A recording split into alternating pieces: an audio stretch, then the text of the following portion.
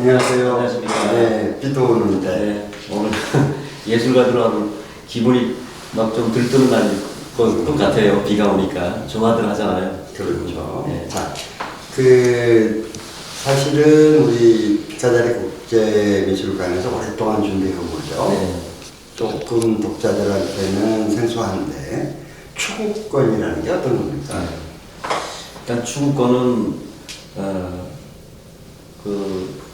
작품들이 있고 또 작가가 있지 않습니까? 그렇죠. 그래서 결국은 작가와 작품에 관한 어쩜 또 존재냐 소유냐에 관한 문제가 나올 수 있는데요. 예. 이 작가들이 갖고 있는 그 양식에 대해서 보호를 해주고 또 응당하게 보호받을 수 있는 여러 법적 테두리를 만들어서 정상적인 예술 활동과 또 유통 과정 뭐 이런 부분들이 다 할 수 있는 상업적 부분이 좀 활성화될 수 있는 법적인 테두리다 이렇게 뭐 얘기하고 그러면 이제 조금 더 좁혀보죠. 네. 지적 재산권 또는 이제 저작권, 어떤 창작에 대한 자기의 그 특허권 네. 이런 거와 맥을 같이 하는 거죠. 그렇죠. 네. 그러면 그리는 그 아티스트에게도 그런 법적 제도적 장치에 합당한 그 재산권을 보호한다 이런 뜻인가요? 네, 그렇게 됩니다. 지금 추구권이라고 말씀하셨는데요. 네. 추구권에 대한 부분은 이제 용어 해석을 해보면은 쫓아가서 찾아준다는 소급해준다 이런 의미가 들어 있습니다. 그러면 작품을 창작해서 갤러리에서 판매를 했습니다. 네. 그럼 소유자가 따로 있죠. 그렇죠. 네. 그럼 그 소유자가 다시 한번 이제 경매를 하거나 제3자에게 팔았을 때도 그것이 유효하다 이런 뜻인가요? 네, 바로 그런 경우에 이제 거의 이 소구권이 작동해서 작가가 로열티를 또 찾을 수가 있고 하는 그런 부분들이 되겠습니다. 아, 그러네요. 그러면 일종의 그 무역 관행에 지금 빈번하게 이루어지고 있는 지적재산권의 개념과 비슷하네요. 네. 우리 아티스트 작가에게도 그런 그 권리와 네.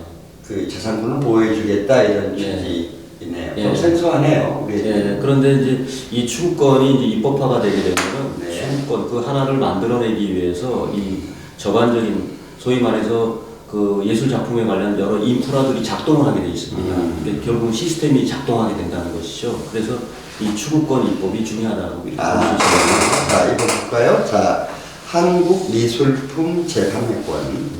이제 추구권이 입법화를 위한 세미나를 이제 국회에서 네, 전시회도 있었고요. 그렇군요. 그리고 우리 이제 피카다리 국제미술관에서 주관 주최를 하는 겁니까? 네. 자, 이번 국회에서 한국미술품 재판매권의 입법화를 위한 세미나와 전시회가 진행 중인 것으로 압니다. 네. 오늘은 이 행사에 대해서 한번 이야기를 나눠보죠. 자, 그러면 몇 분이 발제를 했습니까? 발제는 이제 제가 이제 발제를 관장님이 네네, 직접 발제를 발제. 발제를 하시네. 발표자분들이 또 계시죠, 이제 이 발제에 대해서. 그리고 발제하고 입법을 하려는 이제 위원님들이 있는데요. 네. 지금 참여 작가 선생님들도 발제에서 위원격으로 참여를 해서 작품도 전시하고 같이 그 행사에 동참하고 있습니다. 네, 조금 어렵지만 조금 짚어보죠, 관례를. 자, 그 우리 그 앙땡빵땅 2020 개최의 어떤 무브먼트의 합의적 그 가치를 두고 있다고 이렇게 지금 우리가 추구한 거죠. 예. 자, 그래서 이제 한국의 유빈문화재단과 프랑스의 국제 앙드르말로 협회와의 협약에 따라 한국의 아시아에서의 앙땡빵땅 유치권의 근거에서 진행된다. 네. 이게 비전문인들은 없고요. 예, 전년도에 그 앙대빵단이 우리 한국에서 그 제1회를 개최했는데요. 그렇습니다. 사실상 이 앙대빵단이 한국에서 개최됐지만은 그 권한을 아시아 전체에서 열 수 있는 권한 협약을 받았습니다. 그렇습니다. 그래서 먼저 한국에서 이제 성공적으로 잘 개최가 진행되면서 아시아의 다른 여러 나라들도 이제 노크를 해서 여기 이제 참여할 수 있도록 그러한 권한 속에 있죠. 그래서 일단은 작년도에는 한국에서 했고 올해도 일단은 한국이 진행하면서 여러 나라에서 다양한 나라들이 또 참석할 수 있도록 진행을 하고 정년도에도 뭐 아시아권에서 상당히 많은 나라들이 참석했었습니다. 아, 그러네요. 자, 그러면 일단 이 정도로 하고요.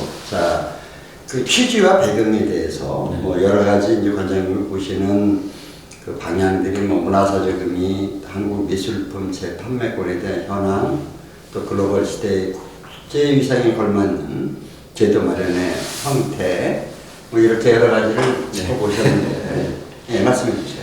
예, 일단은 지금 저희가 일종의 하나의 이제 퍼포먼스인데요. 네. 그러니까 입법화 추진이라는 것은 하나의 퍼포먼스이면서 행위입니다. 그렇죠. 그리고 실천이면서 바로 왕대빵당에서 추구하고 있는 도전과 실천 정신에 바로 이제 도전과 창의 그리고 실천 정신의 일환으로 우리 문화에도 정말 그동안 미뤄왔던 것들이 무엇인가를 깊게 노심하면서 또 준비를 또 오랜 작업을 해서 드디어 이렇게 실천 행위로 나오게 되는 것인데요. 이 의미를 심플하게 보자면 한 세 가지로 일단은 보는 겁니다. 하나는 그 문화사 쪽으로 거대 담론이 담겨져 있다. 이 일에는. 그리고 두 번째, 이 일이 진행됐을 때 한국 미술 작품의 재판매권 부분이 입법화된다. 그리고 이렇게 입법화됐을 때 세 번째가 문화 글로벌 시대라고 지금을 개념화하고 있는데요. 이 시대에서 국제 위상에 걸맞는 우리 한국 미술계에도 제도가 시급히 이제 마련되는 거가 이제 요구되었는데 이렇게 마련된다. 그럼으로써 한국도 국제 글로벌 문화의 흐름에 하나도 걸림이 없이 자연스럽게 다른 나라들과 소통할 수 있는 그런 문화적 제도를 갖추게 된다. 네, 이렇게 세 가지로 지금 의미 정리를 했습니다. 그러면서 지금 뭐 말씀 중에 제가 사이에 중간중간에 말씀을 넣어드렸는데요. 이런 활동이 결국 문화와 산업 활동이 왕성하게 이루어지게 된다면은 정말 문화강국 코리아가 만들어지는 거 아니겠습니까? 네. 지금 한류 부분에서는 다른 뭐 영화라던가 요번엔 영화 큰 상도 많이 받았죠. 또 이미 오래전에 뭐 대장금으로부터 시작해서 네. 한류가 문화가 크게 떴지만은 미술 문화도 K아트로서 한번 세계 문화에 우리 K아트가 한번 떨쳐볼 만한 그 입장이었는데 이런 입법이 추진되고 그 제도적 인프라가 구성이 된다면은 한국의 정말 유능한 작가들이 세계화되는데 큰 일을 한다 이렇게 뭐 개념화할 수 있겠습니다. 네. 자, 이 법이 시행되면 작가들에게는 어떤 혜택이 이제 있을까라는 수로부터 대화를 좀 풀어보죠. 구체적으로. 네. 자, 그렇다면 작가가 이 취지에 동의해서 네. 물론 이제 정부적 입법화는 됐고 어떤 결과가 있을까요?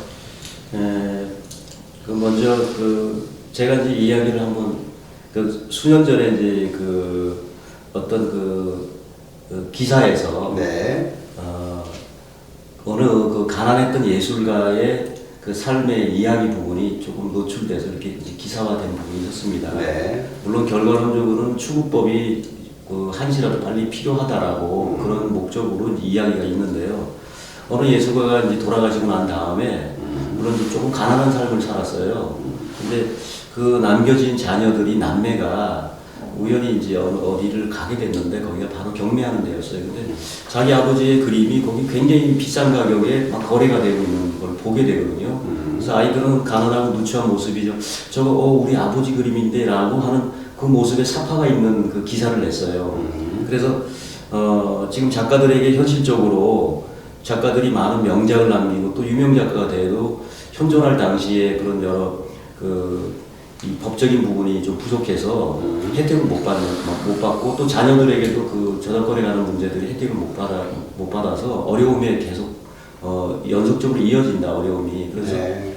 그 기사에는 결국은 그래서 이 추구권이 완성된다면은 작가가 어려운 고난의 시기를 또 살다 갔지만은 그 후손이라도 이 여러 가지 뭐 저작권이라던가 또 추구권이 또 혜택을 본다면은 삶에 좀 어려운 부분들이 또 풀리지 않을까 이런 부분들이 있습니다. 그래서 이 입법화가 좀 잘 진행된다면은 지금 예술가들이 여러 가지로 삶에서 좀 어려움이 많은데요. 그런 부분들 많이 좀 풀어지고 또 좋은 쪽으로 경제적인 혜택 부분들이 좀 돌아갈 수 있다 이렇게 좀 볼 수 있습니다.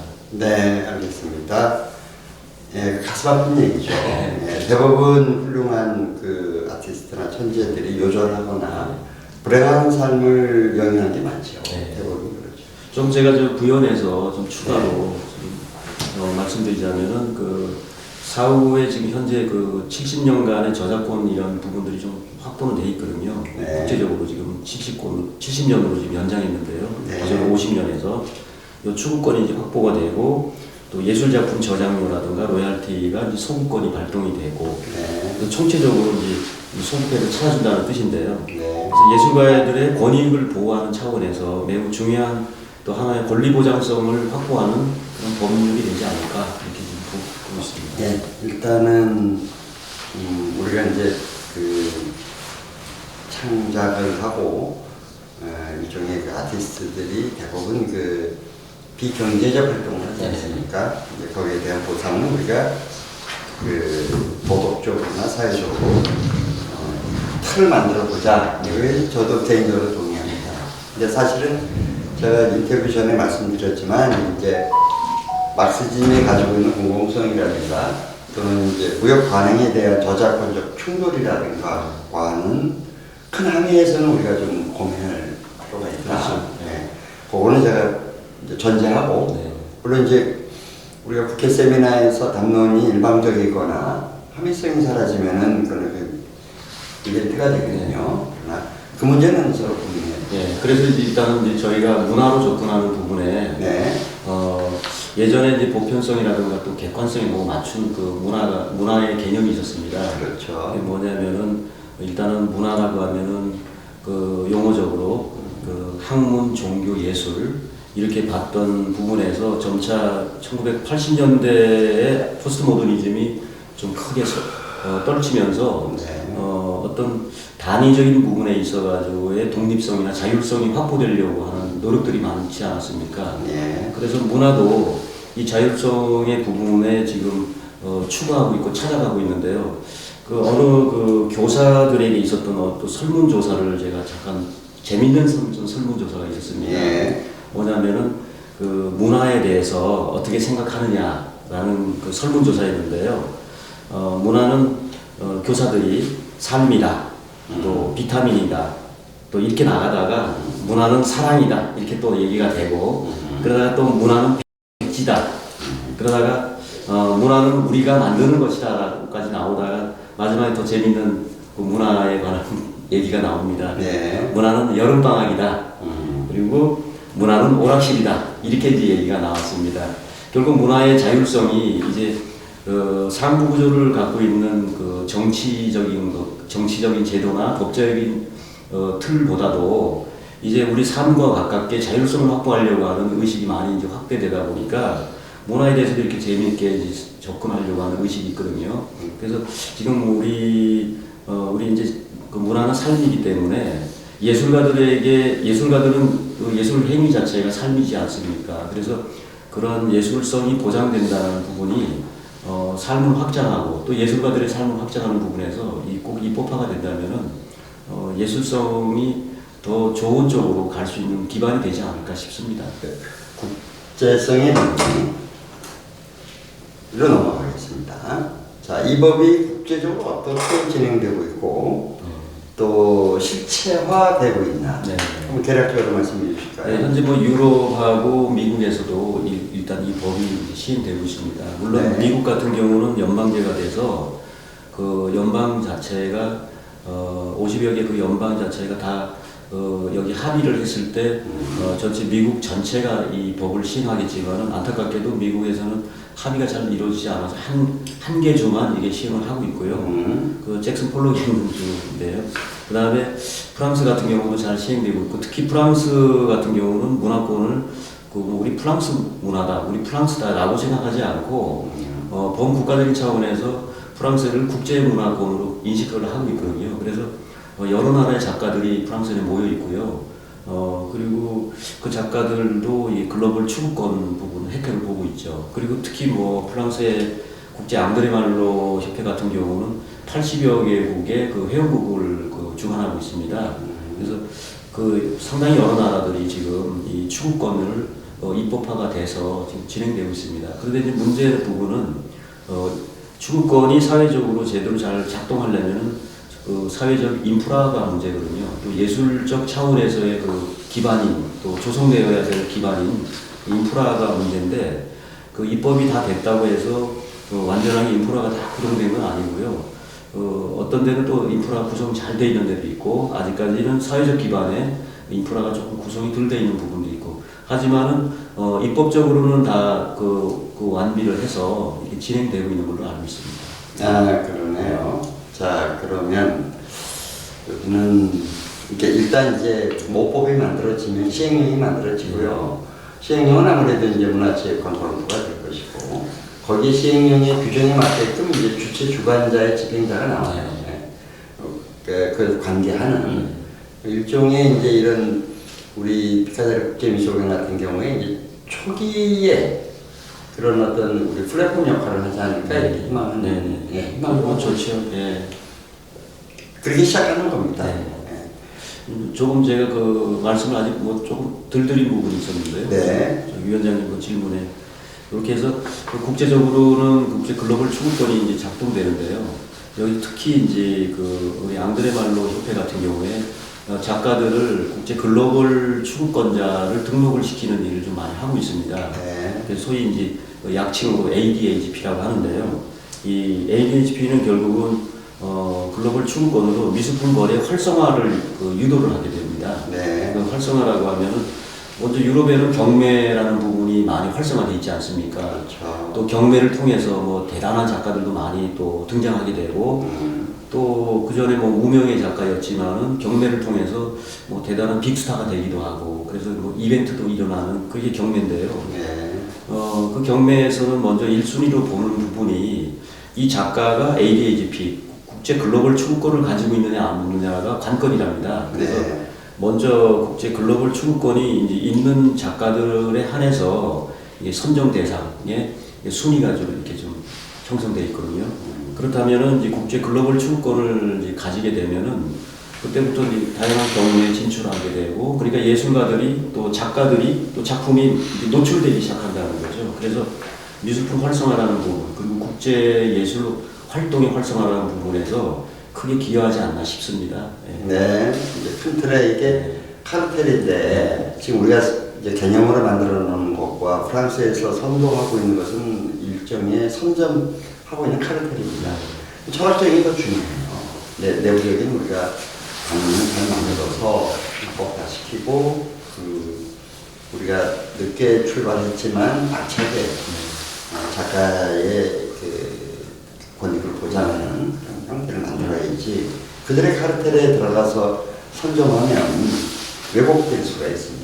그렇죠. 근데 지금 이제 이런 국제성에 관련돼서 얘기한 부분은 네. 법이라는 건 그 상호 그 소통성이 있어야 되지 않습니까? 그러니까 국제법이 있고 또 우리 이제 국내법이 있는데 국내법에서도 국제법을 받아줄 수 있는 법적 테두리를 준비를 해야지만 국제 상호적인 어떤 교류가 형성되고 특히 그게 이제 작품의 국제적 공신력이라는 거 아니겠습니까? 네. 그래서 이 작가와 작품이 이제 국제적 공신력을 갖추게 되는 그런 틀로 나가게 되는 거죠. 예. 네. 그래서 아마 이제 그날 세미나 때 아주 진지한 얘기가 많이 나오겠는데 제가 지금 말씀드린 영역이 분명히 검토될 겁니다. 그 지금 이제 그 세미나 참가자의 발제라고 할 수 있죠. 제2발제자 아마 박경신 교수도 저랑 같은 비슷한 그 고려 대상의 환경적 어려움들을 아마 많이 짚을 거예요. ADHP가 하고 있는 카르텔하고 우리가 현재 가지고 있는 경제활동의 상행위의 충돌 그런 것들에 대해서 아마 많이 짚을 거예요. 이래서 이게 되지는 겁니다. 그 박경민 교수님은 그 전년도에도 그러고 지금 문광부에서 입법 추진 부분에서 외주 영역을 이렇게 이제 주셔가지고 연구 영역을 맡아가지고 이제 준비를 하셨는데요. 그분은 원래는 이제 그 법학 쪽에 법학 박사로 법적인 부분이니까 이제 제도적 접근은 어떤 방식으로 진행되고 금방 말씀하신 쪽으로 법적 공신력이라든가 이제 그런 부분들이 어떻게 구성되는가 이렇게 해주시겠습니다. 네, 자 조금 이제 좀 난이도가 있네요. 들어가면 좀 들어갈까요? 자 일단은 카테고리 이제 네 번째 질문을 주셨는데 세미나 참가자의 발표 내용, 즉, 이제 일단은 인사말은 유비문화재단 이사장님께서 하시죠? 네네. 예, 이사장, 유비문화재단 이사장님께서. 네. 전체적으로 보면 이제 뭐 정호택 국회의원이나 이민섭 초대 문화체육부 장관님, 그다음 임계식 많이 써주셨죠. 현대중공업 회장님 이렇게 이제 초대 형태죠. 그러면 이제 정호택 국회의원님은 이제 자리를 잡아주셨으니까 역할도 좀 하셨고, 일단 이사장님이 이제 인사말을 발제 형태를 갖는 거죠. 네. 그리고 이제 발제로 들어가면 이제 우리 관장님께서 피카다리 국제미술관 관장님께서 미술작품 추구권에 대한 입법 발제. 그다음에 이제 문화관광미래를 위한 국제위상의 예술 관련 제도 마련 추진. 큰 틀의 담론이네요. 그래서 이번에 이제 발표가 되게 되면은 지금 조금 또 고무적인 부분이 이번 발표자 중에서 국제 앙드레말로 협회 본부장이면서 ADHP 이제 국제 빅데이터 분석 전문가 계십니다. 그래서 김기현 국제 프랑스 앙드레말로 협회 본부장님이신데 전반적으로 이 분야에 대해서 또 오랫동안 연구를 많이 하셨습니다. 그래서 우리 작가들도 이번에 세미나에 아마 참석하시게 된다면은 그동안 몰랐던 부분들 또 내가 당연히 알고서 예술 활동을 진행했어야 되는데 그런 부분들이 많이 좀 파악하게 될 겁니다. 그렇죠. 이제 이분은 제가 이렇게 봬도 계몽주의자입니다. 그래서 그렇죠. 개몽한다는 차원에서 그거랑 리버레이터나 클레이티브나 이거랑 좀 달라요. 근데 이제 시기가 이제 계몽의 시기가 이제 저희들이 끝나가면서 이제 본격적으로 퍼포먼스가 일어나면서 현실에서 작가들도 피부적으로 와닿을 수 있는 그 현실감을 만들어내는 단계로 지금 진행하고 있지 않나 싶습니다. 근데 그거랑은 달라요. 이게 메신저하고 실제 일의 집행 구도하고 전혀 다른 거예요. 근데 이제 그거를 역할을 자기가 모든 것을 다 떠맡아서 할 수 있다고 못하는 겁니다.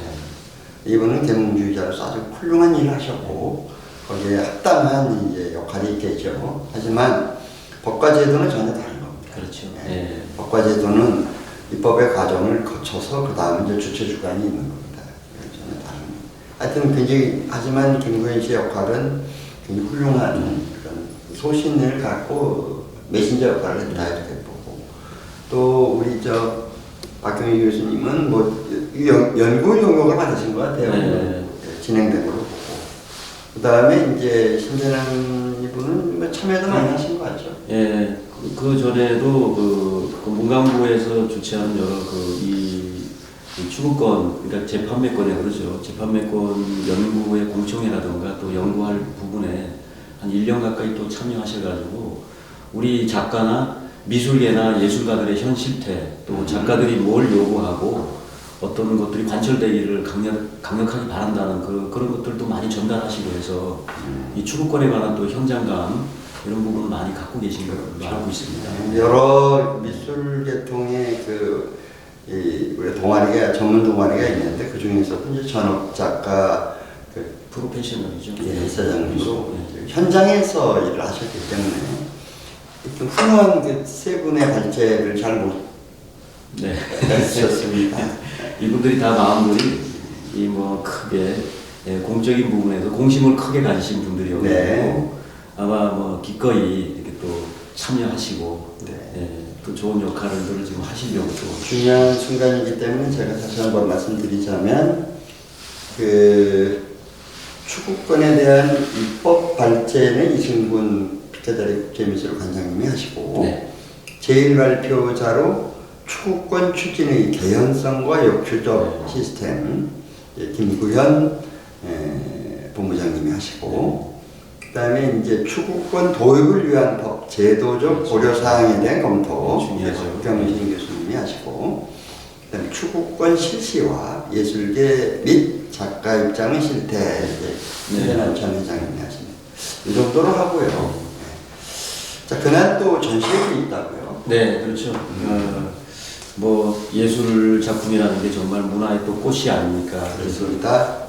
사실 그 예술가와 작품 세계 이 문제가 정말 공공성과 또 이 철학적 담론인 존재냐 소유냐에 그렇죠. 큰 그 거대 담론을 담고 있는 것이 결국은 이제 작품이지 않습니까? 그래서 전시가 진행됩니다. 그래서 날짜는 그 5월 12일부터 15일까지 화요일부터 금요일까지인데 뭐 세미나가 월요일 날 진행되니까 사실상 일주일 내내 국회의원회관을 저희가 독점했다 이렇게 지금 볼 수 있습니다. 그래서 전시회가 아무튼 일주일간 진행되면서 또 작가 선생님들께서는 여기에 대해서 더 많은 또 마음을 담아낼 거고 또 아마 의원회관이기 때문에 거기 그 로비 전시관이 그 의원회관에서 의원님들 그 식사하시러 가는 식당으로 이동하는 그쪽에 연결돼 있지 않습니까? 네.